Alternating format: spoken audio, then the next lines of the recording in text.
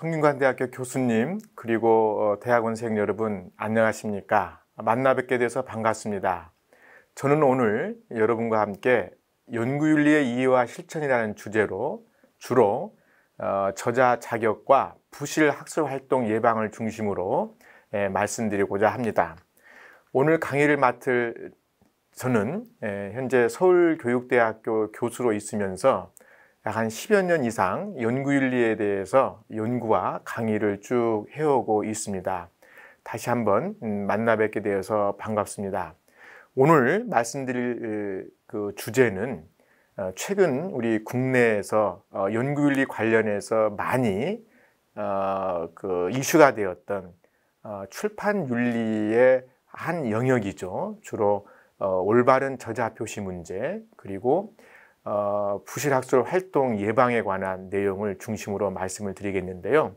그 전에 연구자라면 반드시 알아야 될 연구윤리에 대한 일반적인 사항, 그리고 연구자가 알고 지켜야 될 연구윤리의 대표적인 범위가 어디까지인가 하는 점을 말씀드리고 난 다음에 저자 자격 문제와 부실학술 활동의 어떤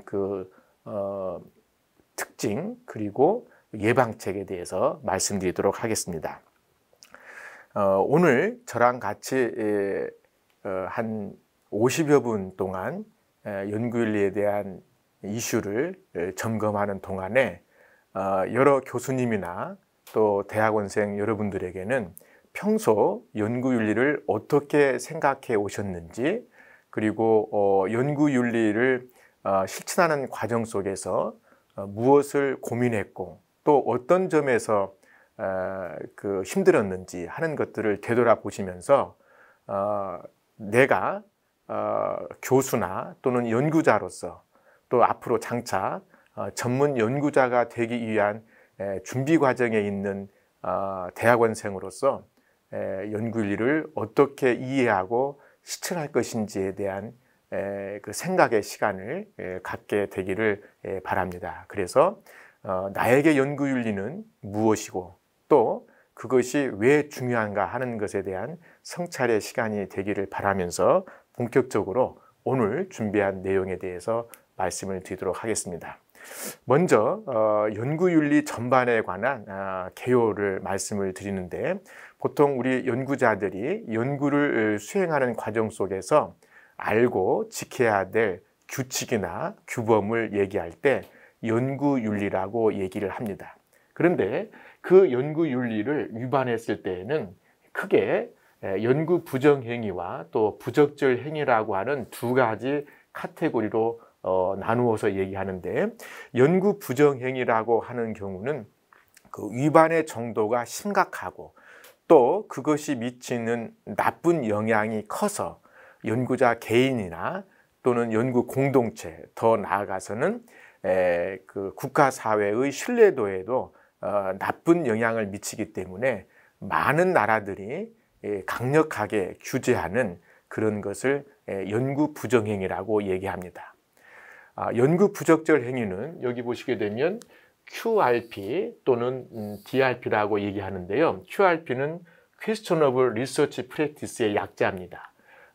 DRP는 Detrimental Research Practice의 약자인데요. 한마디로 부적절 행위 또는 해로움을 주는 행위라고 옮겨지는데, 연구 부정행위만큼 심각한 위반은 아니라고 생각되지만, 그래도 연구 과정에서 연구자가 사소하게 다룬다거나 또는 실수를 한다거나 또는 잘 몰라서 어기게 되는 그런 것들을 포괄해서 연구 부적절 행위라고 얘기합니다.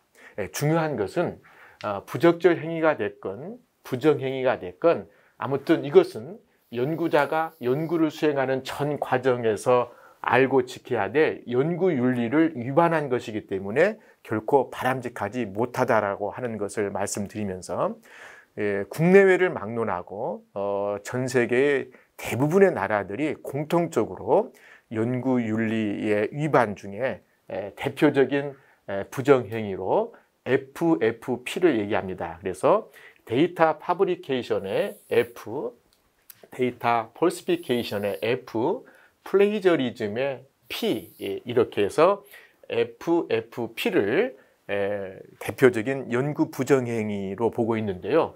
여기 이 데이터 파브리케이션을 위조라고 흔히 얘기를 하고요. 데이터 폴시피케이션을 변조라고 얘기를 합니다. 그리고 플레이저리즘을 표절이라고 얘기했는데 위조, 변조, 표절을 대표적인 연구 부정행위의 범주로 보고 있습니다. 위조는 없는 데이터를 있는 것처럼 거짓으로 제시했을 때 생기는 행위를 말하고요. 변조는 데이터가 있었습니다마는 그 데이터를 사실과 다르게 쓰는 겁니다. 다시 말씀드리면 연구자의 가설 검증이나 또 연구자의 성과를 제시하는 데 있어서 좀 더 부풀리거나 또는 불필요하거나 내놓고 싶지 않는 것은 축소나 왜곡해서 보다 더 그럴듯하게 보이기 위한 목적으로 데이터를 바꾸는 것이 변조에 해당되겠습니다. 아무튼 위조나 변조는 이렇게 미세한 차이는 있습니다만은 한마디로 말하면 데이터를 사실과 다르게 조작해 가지고 연구를 그럴듯하게 보이려고 하는 그런 연구자의 잘못된 생각이나 또는 그 실천에서 생기는 문제라고 보시면 되겠습니다.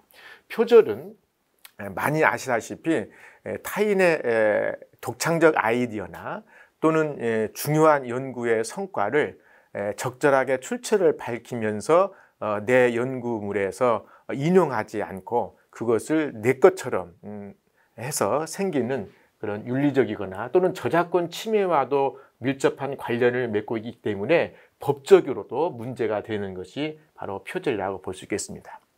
오늘 제가 여러분들하고 같이 집중적으로 생각해 보고자 하는 것은 지금 이 표에서 보시는 것처럼 빨갛게 표시로 되어 있는 것처럼 연구가 완성된 이후에 이것을 공개적으로 많은 사람들한테 알리고 그것을 인정받고 그래서 각자의 성과로 그 인정받고자 하는 그런 과정 속에서 생기는 연구윤리의 위반이 되겠습니다. 대표적인 것이 표절, 그다음 리던던트 퍼블리케이션인데 이걸 우리가 보통 중복게재라고 얘기를 합니다. 또는 리던던트 퍼블리케이션을 다른 말로 듀플리케이트 퍼블리케이션이라는 말을 써서 이중게재라는 말을 쓰기도 하는데요. 또는 플레이저리즘의 앞에 셀프를 붙여서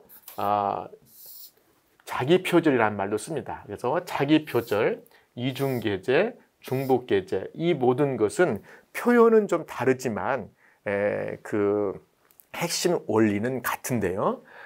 자신의 이전 저작물을 후속 저작물에서 활용할 때 이미 발표되고 공개되었던 중요한 내용임에도 마치 처음 발표하는 것처럼 출처를 밝히지 않아서 생기는 그런 문제를 중복게재라고 얘기하겠습니다. 아무튼 국내외 그 연구자들이 타인의 정당한 저작물을 바람직하지 않게끔 활용해서 생기는 문제, 이 표절, 자신의 이전 저작물을 후속 저작물에서 바람직하지 않게 사용해서 생기는 이 중복게재 문제가 상당히 대표적인 그 연구 결과를 발표하는 과정에서의 문제라고 얘기할 수 있는 건데요. 이 전체 이 표 안에 있는 내용을 우리가 퍼블리케이션 에틱스라고 해서 출판 윤리라고 얘기를 하고 있습니다. 그래서 출판 윤리는 연구 윤리의 또 다른 하나의 그 하위 영역이라고 되겠는데요. 연구가 수행되는 디자인 단계, 연구를 설계하는 디자인 단계, 그리고 그 디자인에 의해서 데이터를 수립하고 분석하고 해석하는 이 연구의 수행 단계, 그리고 그 연구를 잘 정리해 가지고 공개적으로 공식적으로 발표해서 업적을 인정받는 이 리포팅 단계에서 연구자가 알고 지켜야 될 규칙이나 규범을 통칭해서 연구윤리라고 얘기하는데 그 연구윤리의 하나의 하위 주제로서 중요한 부분이 출판윤리다. 그래서 출판윤리에서 다루고 있는 하위 주제는 표절, 그다음 중복게재, 그리고 여기 나오는 authorship abuse, 즉 부당한 저자 표시, 올바른 저자 표시를 하지 못했던 것이고요. 또 많은 교수님들께서 그 관여하고 계시는 한 두세 개의 전문 학술 단체의 구성원으로서 투고되는 동료들의 논문에 대해서 동료 심사자로 참여하셨을 때 지켜야 될 규칙이나 도리를 또 얘기하는 것이 있습니다.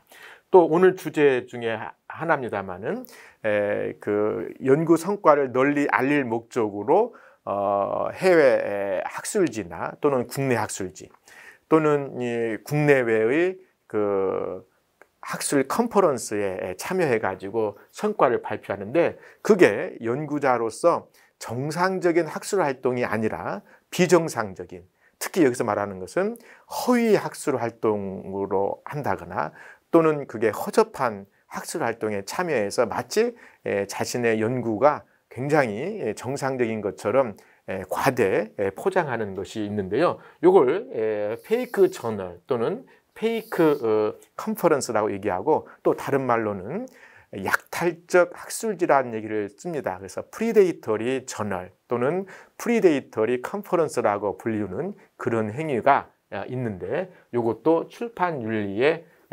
대표적인 하위 영역이라고 말씀드릴 수 있겠습니다. 자, 그래서 출판 윤리가 무엇인지, 그 다음에 그 출판 윤리에서 연구자가 알고 실천해야 될 구체적인 사항이 무엇인지를 말씀을 드리면요. 퍼블리케이션 에틱스는 연구자가 연구 성과를 검증받아 널리 알리고 확산하기 위해서 논문 작성이랄지 또는 학술 대회에서의 발표랄지 단행본 출판이랄지 동료 심사 과정에서 지켜야 될 에시컬 스탠다드를 우리가 출판 윤리라고 얘기합니다. 그러니까 윤리적으로 그 지켜야 될 어떤 스탠다드가 뭘까? 그게 이걸 가치적으로 풀어보게 되게 되면 대개 진실성 확보, 객관성 확보, 투명성 확보라고 얘기할 수 있겠고요. 그 중에서도 가장 중요한 것이 리서치 인테그리티 확보입니다. 연구 진실성이라고 하는 것은 연구자가 연구 수행 과정에서 획득한 데이터 획득 과정이나 분석 과정이나 결과 보고에 있어서 정직함을 유지해야 된다. 객관성을 유지된다라고 얘기할 수 있겠습니다. 그래서 연구 진실성과 관련해서 학문 공동체 또 출판사가 모두 책임을 갖고서 그 윤리적 기준에 어긋나지 않도록 코어 그 상호 협력을 하는 것이 출판 윤리의 중요한 그 이슈가 되겠는데요. 연구 진실성을 확립해야 되니까 연구자의 모든 데이터 산출과 결과 보고에 있어서 거짓, 편견, 선입견, 과장, 왜곡, 실수 이런 것들이 있어서는 안 되겠습니다. 설령 몰랐다라고 하는 것이 종종 연구자에게서 발생할 수 있는 어떤 그 잘못된 결과에 또는 과정에 있어서의 이유가 되겠습니다만은, 이 실수라고 하는 것도 정말 많은 그 경우 중에 한 번 있으면 인간으로서 그럴 수 있다라고 하지만, 한 편의 논문에서 이런 실수가 여러 번 있다든지 또는 그 연구자의 뭐 한 3, 4년의 그 실적 중에서 이와 같은 실수라고 얘기 드는 것이 자주 발생한다라고 하게 되면 실수는 더 이상 그 단순한 잘못이 아니라 실수를 가장한 어떤 그 습관이 될 수도 있고, 또는 실수를 빌미 삼아서 자신의 잘못을 은폐하려고 하는 그런 악의적인 행위로 또 인식될 수 있기 때문에 굉장히 조심해야 될 부분이 아닌가 하는 생각을 갖고 있습니다. 한마디로 출판윤리에서 강조하고 있는 것은 연구자는 연구 성과를 공식적으로 정리해서 발표할 때는 모든 자신의 데이터에 있어서 객관성과 진실성을 담보하고 사실 그대로 발표해야 된다라고 하는 것을 말씀드리고요. 출판 윤리를 둘러싼 일종의 그 생태계라고 얘기할 수 있는 것을 보게 되면, 출판 윤리의 그 주체들은 크게 세네 개로 얘기할 수 있습니다. 그래서 연구자, 오서라고 얘기할 수 있겠고요. 그 다음에 그 저자들의 연구 성과를 공식적으로 널리 알리는데 그 도움을 주는 또는 어떤 그 중간에서 역할을 하고 있는 것이 바로 출판사, 그리고 출판사 내에서도 그런 학술 논문에 대한 편집, 그다음에 논문 투고 접수랄지 또는 뭐 그 출판 이런 것을 담당하고 있는 것이 편집인이니까요. 그리고 또 한 저자의 연구 성과를 그 전문가 입장에서 검토해주고 더 나은 방향으로서의 연구를 또 이렇게 이끌어줄 수 있는 도움의 역할에 있는 사람들이 바로 동료 심사자가 되겠습니다. 대표적으로 출판 윤리를 둘러싼 핵심 주체들은 이게 저자, 동료 심사자, 출판사, 편집인들이 있는데, 이분들이 각자의 역할에서 어떠한 가치를 추구하고 또 책임을 다해야 되느냐와 관련해서 핵심적인 가치는 인테그리티, 진실성, 트러스트, 신뢰, 트랜스페런시, 투명성이라고 하는 이 세 가지의 가치가 가장 기본이 된다라고 하는 것을 말씀을 드리겠습니다. 자, 그래서 출판 윤리 핵심 주체별로 알고서 지켜야 될 어떤 구체적인 행위 또는 가이드가 있다라고 한다면 연구자 또는 동료 심사자 또는 출판사별로 이렇게 그 제가 리스트를 작성했습니다만은, 오늘은 주로 연구자 입장에서 대학의 교수님들, 그리고 그 장차 교수님과도 같은 전문 연구자나 교육자의 입시에 가기 위해서 체계적인 훈련을 받고 있는 대학원생 여러분들이 우선 신경 써야 될 부분은 바로 연구자로서 알고 지켜야 될 그 출판 윤리의 내용이 되기 때문에, 데이터에 위조 변조를 해서는 안 된다, 표절을 해서는 안 된다, 중복게재나 동시투교를 해서는 안 된다, 부당한 저자 표시를 해서는 안 된다, 또 혹시 자신의 논문 발표 중에 타인의 그 저작권이 침해되지 않도록 해야 된다, 그리고 이해상충을 회피하도록 해야 된다. 말씀드리게 되면 이해상충이라고 하는 것은 보통 Conflict of Interest에서 줄여서 COI라고 얘기합니다. 연구자로서 기본적으로 추구해야 될 목표를 우리가 1차적인 이해관계라고 하죠. 그래서 연구자에게 1차적인 목표는 연구 수행을 공정하고 또 객관적이고 진실되게 해서 있는 그대로 발표하는 것이 되겠습니다. 그런데 연구를 수행하는 과정에서 관련되는 또 영향을 받게 되는 변수들이 많이 있습니다.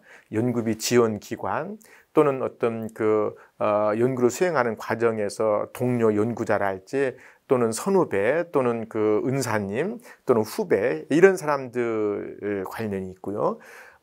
또는 내 연구가 어떤 다른 회사와 연관이 있는데 그 회사에 내 친척이나 지인이 관련하고 있어서 실은 객관적으로 연구 성과는 A라는 방향의 결론이 나왔는데, 그 A라는 결론이 아까 이해관계에 있는 당사자들에게 직접 또는 간접적으로 발표가 되게 되면 불리할 것 같으니까 이 당초 나왔던 A라는 결과를 다르게 바꾸는 그런 과정에서 결국은 연구자로서 지켜야 될 1차적인 목표를 훼손하는 그런 때 이해상충이 크게 연루되는 것으로 되어 있습니다. 그러니까 결론적으로 1차적 이해와 그 다음에 2차적인 이해 간에 충돌이 생겼을 때 이 연구자가 1차적 이해를 지켜내는 그런 그 강인한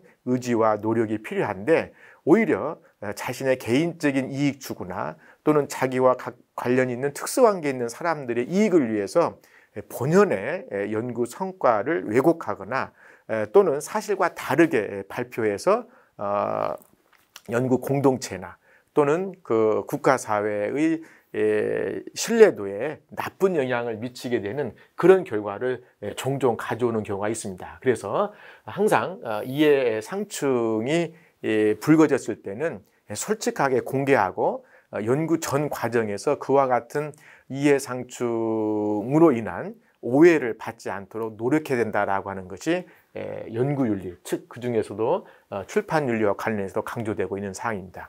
뒤에서 말씀드릴 그 미성년 자녀들의 교수님이나 또는 그 전문 연구자들의 학술 논문의 공저자로 표기하는 문제에 있어서 종종 이렇게 자녀인지 지인의 자녀인지 또는 친척인지 등등의 이런 특수 이해관계가 결부되다 보니까 실은 그런 미성년자들이 해당 연구에 저자로서의 실질적인 기여를 하지 않았음에도 저자로서 쉽게 등재시켜 주는 것이 있다고 한다면 바로 이 이해상충 관계를 정확하게 또는 적절하게 관리하지 못해서 생기는 문제라고도 볼 수 있겠습니다.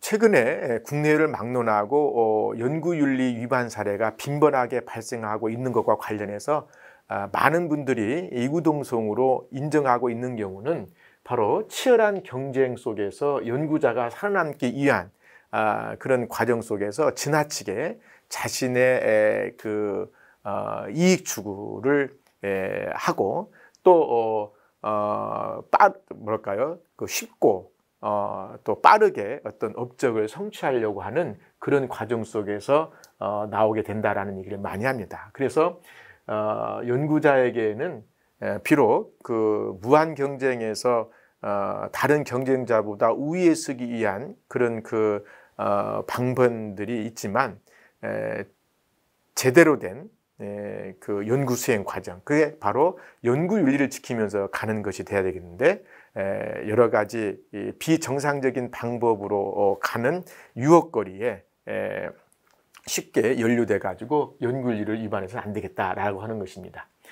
여기 보시는 것처럼 학문이 발달해 오는 과정 속에서 연구자에게 요구되고 있는 하나의 그 가치, 이런 것들이 주로 얼마나 많은 논문을 출판하느냐, 그것도 영향력이 높은 저널에 얼마나 많이 논문을 발표했느냐가 한 연구자의 어떤 그 역량 또는 업적을 판가름하는데 중요하게 쓰이기 때문에 여기에 맞추기 위해서 연구자들이 날이 갈수록 과거로부터 지금까지 계속 스트레스를 받고 해왔다라고 하는 것입니다. 뭐 이해가 되기도 합니다만은 그렇다 하더라도 결국은 연구윤리를 위반해서는 어떠한 본인의 정상적인 업적을 인정받을 수 없다라고 하는 것이 뭐 지금까지 전 세계적으로 연구윤리를 위반한 사람들이 받았던 여러 가지 그 신뢰 상실 또는 명예 실추, 또 현재 여러 가지 다양한 그 사람의 어떤 그 포지션의 변화, 이런 것을 통해서 알 수 있습니다. 그래서 결국은 이와 같은 좀 연구자에게 스트레스를 줄 수 있는 상황이 있다 할지라도 연구자는 연구윤리를 제대로 알고 실천해야 된다라고 하는 것은 불변의 사실이다라고 말씀드리겠습니다. 퍼블리시와 페리시라고 하는 이 말이 결국은 연구자에게 굉장히 많은 그 중압감으로 받아오는데, 같은 연구자지만요, 이러한 그 압박감 속에서도 제대로 연구윤리를 지켜가면서도 훌륭한 연구를 많이 하는 사람이 있는가 하면 이런 것을 핑계로 해가지고 어떤 경우는 의도적이고 반복적이고 무모하게 위반해, 이게 되게 연구 부정행위로 가게 되는 직결이고요. 유혹에 왔다 갔다 하다가 결국은 져버리는 실수나 무지, 이런 것을 통해서 가는, 이건 되게 부적절 행위로 일단은 갔다가 부적절 행위가 반복되게 되게 되면 결국 부정행위로 가게 되는데요. 한마디로 부정행위는 또는 부적절 행위는 연구 진실성을 위반하는 것이다 되겠습니다. 최근에 공식적으로 출판된 연구 논문이 많을수록 바로 그 연구자가 그 해당 분야에서 얼마만큼 인정받고 또 그 인정으로 인해서 명성이나 또는 부나 이런 것들을 확보할 수 있겠습니다. 그래서 currency of science라는 말이 공공연하게 통용되고 있는데, 그 퍼블리시된 연구 성과물을 많이 내기 위한 과정 속에서 연구 윤리를 위반해서는 더더욱 안 된다라고 하는 것을 다시 강조해 드립니다. 자, 이제 오늘 대표적인 두 개의 그 주제 중에서 저자 자격에 대한 문제를 중심으로 말씀을 드리겠는데요. 2017년도부터서 2017년도 후반부에서 언론의 어떤 그 이슈화가 되면서 지금까지도 대학이나 출연연 기관에서 계속 논란이 되고 있는 경우는 바로 교수 자녀건 또는 출연연 기관의 연구자의 자녀건 또는 그 미성년자건 전문 학술지의 그 공저자로 또는 제1저자로 등재됐다라고 하는 것이 왜 문제가 되는가 하는 것이 이제 관건이 되겠습니다. 그래서 오늘 주제는 한 논문의 저자가 된다라고 하는 그런 문제는 바로 그 공동 연구의 업적을 분배하는 과정에서의 공정성 문제, 즉 업적 배분에 있어서의 공정성 문제하고도 직결되는 문제라고 하는 것을 말씀드리고요. 지금 보시는 슬라이드에서는 이제 그동안 교육부가 1차, 2차에 걸쳐서 조사했던 교수 논문의 미성년 자녀들 또 미성년자에 대한 것들이 우선 저는 미성년 자녀에 대한 실태에 대한 얘기를 좀 했습니다만은 그 미성년자들에 대한 그 실태 파악도 굉장히 많았습니다. 어쨌든 미성년 자녀가 됐건 미성년자가 됐건 대개 이런 전문 학술지에 저자로 올라온 것과 관련해서 많은 분들이 어떻게 소명을 했냐면 연구 전반의 중요한 설계 또는 데이터 산출에는 참여하지 않으면서 단순한 실험 보조 또 논문에 있어서 영문 초록 작성, 미성년자들이 영어 실력이 뛰어나서 논문에 초록을 작성하는 데 참여했다. 또 참고문을 조사해서 정리하는 데 참여했다. 또는 그 오자나 탈자 등의 교정에 참여하는 단순한 그런 교정에 참여했다. 이런 것을 가지고도 충분히 저자라고 될 수 있어서 등재했다. 이런 이제 소명들을 하고 있는 건데 요와 같은 내용들이 통상 동료 연구자들뿐만 아니라 그 언론 그리고 더 나아가서는 그 시민들로부터서 정말 저렇게 해도 저자로서 인정받을 수 있을까라고 하는 그런 의구심을 많이 자아냈습니다. 그래서 그 최근에 나왔던 어떤 그 이슈 중에 하나는 그 대학 교수의 자녀분이 의학학술지 논문에 저자로 참여했던 그런 것들이 여러 가지의 연구윤리 위반 사례가 발생해 가지고 그 논문이 철회됐던 그런 소식도 들려오는데요. 특히 교신 저자는 해당되는 이 공동 저자들의 역할을 분명히 하고 그 역할에 따라서 순서도 정할 수 있는 책임에 위치해 있는데요. 이분의 소명서에서 당시에 미성년자의 공저자 역할에 대해서 정말 납득할 수 있는 설명이 충실하지 않았다라고 해서 논문 철회의 이유를 달고 있습니다. 다시 말씀드리면 논문의 저자가 되기 위해서는 해당 논문이 어떤 의미를 갖고 있고 그 데이터가 어떻게 산출되어 있고 또 연결되는지에 대해서 적어도 자신이 직접 참여해서 했던 것이니만큼 설명이 충분히 돼야 되는데 그런 부분에 대해서 설명을 하지도 못했다. 또는 교신 저자가 그런 저자로서 역할을 제대로 한 사람에게 저자를 부여해야 되는데 하지 않았다라는 관점에서 그 논문이 취소된 그런 사례도 있었습니다. 결국 논문에서의 저자된다라고 하는 것은 많은 분들이 저자가 되어서 거기서 나오는 여러 가지 이익, 그래서 연구의 업적이 늘어나고 그것으로 인해서 또 다른 이익을 얻을 수 있어서 그 저자가 되고자 하는데, 그러나 저자가 된다라고 하는 것의 또 다른 중요한 의미는 단순히 개인의 명예나 업적 인정일이 아니라 해당되는 연구에 책임을 질 수 있어야 된다라고 하는 것이 중요합니다. 그런데 최근 국내의 그 저자 자격을 둘러싼 표시에서 책임을 지겠다라고 하는, 책임을 진다라고 하는 그런 그 이슈는 그렇게 중요하게 고려되지 않은 것으로 나타나서 좀 안타까운데요.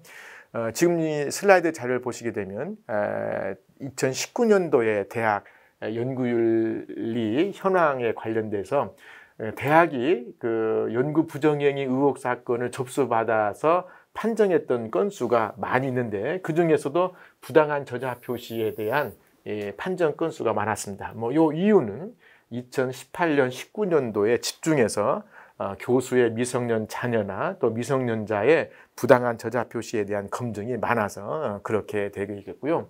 하도 저자 자격 표시를 둘러싼 논란이 많이 나타나니까 교육부가 연구윤리 확보를 위한 지침을 개정하면서 강조했던 경우는 바로 연구 결과물을 발표할 경우에 연구자의 소속, 직위를 정확하게 밝혀서 연구의 신뢰성을 제고하도록 했습니다. 다시 말씀드리면 미성년자기 때문에 해당 연구에 또 전문적인 학술지의 논문의 저자가 될 수 없다라고 하는 것이 아니라 나이에 상관없이 지위에 상관없이 해당 연구의 저자로서의 실질적인 역할을 제대로 한 사람에게만 저자를 줘야 된다라고 하는 관점에서 이런 그 가이드라인을 추가시켰고요. 특히 학술지를 발간, 학술대회를 개최 또는 연구 업적을 관리할 때 연구 성과물의 저자 정보를 정확하게 기입해서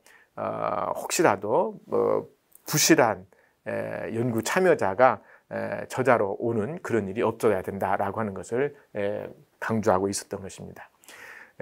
저자 자격과 관련해서는 되게 아까 나와 있는 것처럼 여러 사람들이 공동 작업할 때 맨 앞에 오는 것이 제1저자, 맨 뒤에 오는 부분이 교신저자고 중간에 오는 분들이 공동저자입니다. 그런데 제1저자는 해당 연구에서의 중요한 부분을 실질적으로 많이 한 사람이라고 얘기되고 있고요. 교신저자는 해당 연구 전반을 잘 알고 있으면서 특히 논문이 투고되어서 심사를 받고 또 게재된 이후에 이 논문과 관련해서 수많은 독자들이 문의를 해올 때 연구진을 대표해서 공식적으로 답을 할 수 있는 책임 있는 위치에 있는 사람을 교신저자라고 얘기합니다. 근데 어떤 위치에 있는지 간에 저자 표기와 관련해서 부당한 저자 표시라고 하는 것은 저자로서의 자격이 있음에도 빼거나 또는 저자로서의 자격이 없는 사람을 집어넣는 그런 경우가 되겠습니다. 그래서 우리 국내에서 심심치 않게 나오는 많은 그 저자 표시 관련한 이슈 중에 보게 되면 어떤 사람은 기여 없이 무인승차하는 경우가 있고 나는 열심히 일했는데 내 이름이 빠져버리는 그런 경우가 있고 하는 것 때문에 문제가 되고 있습니다. 보시는 것처럼 한 논문에 여러 명의 저자들이 참여할 수 있는 것은 그만큼 학제적 연구를 할지 또는 국제 간의 연구가 활발히 이루어지기 때문에 많은 연구자들이 공동 연구자로 온다라고 하는 것은 이해가 되는 경우인데 종종 이렇게 한 논문에 많은 저자들이 포함되는 과정 속에서 정말 그 저자로서의 실질적인 자격이 없는 사람들이 들어가서 문제가 생기는 그런 경우도 생길 수 있다라고 하는 점에서 좀 보시게 되면 우리 국내 여러 가지 데이터들을 보게 되면 연구 부적절 행위 1위로 부당한 저자 표시가 많이 있었다라고 하는 것이 있고요. 실은 부당한 저자 표시로 판정이 되게 되면 논문이 바로 취소가 됩니다. 그 논문은 내용상의 진실성이나 객관성에는 문제가 없지만 그 연구에 참여하지 않는 사람을 끼워 넣거나 실제로 참여한 사람을 뺐다라고 하는 것은 연구윤리 위반이라고 하는 차원에서 논문 취소가 많이 되고 있다라고 하는 것을 말씀을 드리고요. 저자가 된다라고 하는 것은 아까도 말씀드린 것처럼 어떤 그 자신의 신뢰와 명예를 얻는 그런 것뿐만 아니라 해당되는 내용에 대해서 객관적인 책임을 지는 위치에 있기 때문에 중요하다라고 하는 것을 말씀을 드리고 많이 알려져 있는 누가 저자가 될 수 있는가에 대한 좀 보편적이고 또 좀 엄격하긴 합니다만은 그 학문 분야를 막론하고 표준이 되고 있는 그런 것이 바로 국제의학 학술지 편집인 협의회에서 제시하는 가이드라인이라고 되겠습니다. 바로 보통 ICMJ라고 하는 건데요. 실질적으로 해당 논문에 있어서의 기여가 있어야 되는 건데 그건 바로 아이디어 제시 그리고 데이터의 획득과 분석, 해석을 해야 됩니다. 이것을 한 다음에 또 해당되는 논문의 초안을 작성하고 또 그 논문의 학술적으로 중요한 부분에 있어서의 코멘트 또는 수정을 해야 됩니다. 그리고 최종적으로 해당 논문에 대해서 승인을 하고 네 번째는 바로 비록 그 여러 사람이 나누어져 했던 그 연구 성과물이 중에서 각자가 맡은 부분이 다르지만 다른 사람이 맡았던 부분에 있어서도 연구윤리 전반에 대해서도 책임질 수 있다라고 하는 것에 대해서 동의한 사람만이 저자가 될 수 있다라고 하는 것입니다. 이 ICMJ의 가이드라인의 특징은 바로 지금 말씀드렸던 네 가지의 이런 그 요건들을 모두 엔드 개념으로 지금 충족시켜야 된다라고. 이 네 가지 조건을 모두 만족시켰을 때만이 저자가 될 수 있다라고 하는 것이고요. 만약에 이 네 가지 조건을 만족시키지 못했을 경우에는 저자까지는 아니고 여기 감사의 말, 액놀리지먼트를 통해서 그 사람의 기여에 대해서 고마움을 표시해야 된다 이렇게 얘기되고 있습니다.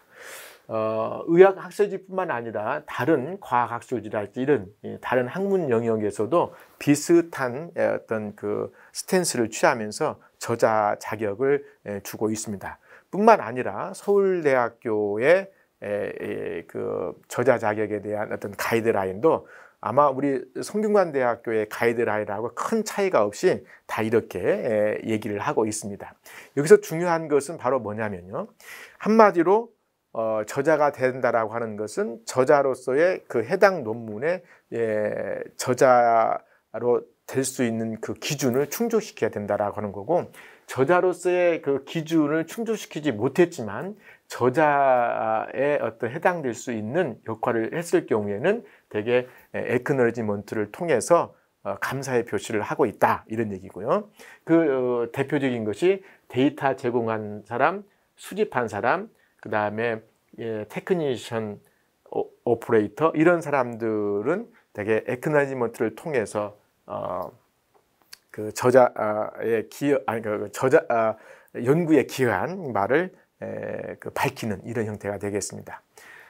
다시 정리를 하게 되면요, 저자로서의 기준에 합당한 역할을 하지 못했던 사람을 저자로 올렸을 때 또는 저자로서의 합당한 기여가 있는 사람을 저자에서 뺐을 때 한마디로 부당한 저자 표시인데 이 부당한 저자 표시는 강요 저자, 명예 저자, 상호 지원 저자, 중복 저자, 또 유령 저자, 더 나아가서는 다른 사람이 했던 역할을 다 배제하고 엉뚱한 다른 사람이 저자인 채 했을 때에는 부당한 저자 표시일 뿐만 아니라 표절에도 해당된다라고 하는 것을 잊어서는 안 되겠습니다. 다른 해외 학술지 같은 데 보게 되면 그래서 이제 논문을 투고할 때는 주로 교신 저자가 책임을 지고 이렇게 그 해당되는 저자분들이 어떤 역할을 해서 어느 위치에 있다라고 하는 것을 다 설명하고 거기에 대해서 확인했다라고 하는 그런 서명을 받아서 논문을 투고할 때 이렇게 동시에 같이 투고하는 경우가 있습니다. 이런 포맷이 최근에 국내외의 모든 학술지에서 올바른 저자 표시를 장려하기 위해서 이런 것이 시행되고 있다라고 하는 것을 보시고 혹시 이제 그 관여하고 계시는 국내의 학술지에다가 논문을 투고할 때는 교신 저자일 경우에는 이와 같은 것을 책임 있게 하시고 또 공동 저자일 경우에는 교신 저자의 이런 확인서의 요청이 오게 되면 정확하게 확인해서 서명하셔야 됩니다. 아마 최근에는 온라인상에서 논문이 투고되면 모든 저자들한테 당신이 공저자로서 해당된 논문이 접수됐다라고 하는 그런 그 공식적인 통보가 오고 그걸 계속 확인해 나가는 절차가 마련되어 있기 때문에 과거보다는 훨씬 더 투명하고 객관적으로 그 공저자로서의 어떤 정보도 공유할 수 있다라고 봅니다. 여기 보시게 되면은 그 저자의 기여도 양식에 대해서 아까 말씀드렸던 연구의 설계 단계, 데이터 획득이나 분석 단계, 또 초안 단계 등 저자로서 될 수 있는 중요한 몇 가지 기준들에 대해서 실제로 체크를 해가지고 그 기여도가 있는지 없는지를 확인해서 이것을 연구진들이 공유하고, 그래서 그 부당하게 연구진으로 온다거나 또는 저자로서 기여가 있는 사람이 빠지거나 하는 것들을 사전에 방지할 수 있다라고 하는 것입니다.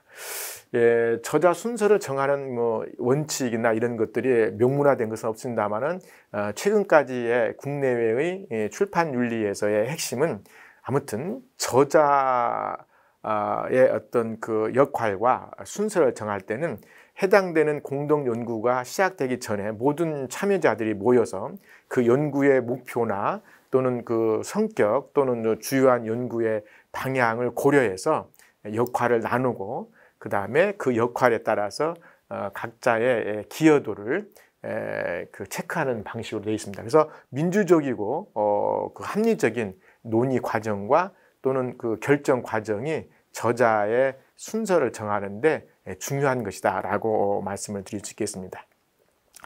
최근에 보니까 그 바이오메드 센트럴이라고 하는 그런 기구에서 저자 논란을 피하기 위해서 저자 기여자권 배지를 활용한 그런 것을 얘기했습니다. 그래서 저자가 될 수 있는 자격 요건의 10가지 사항을 이렇게 예시해 놓고요.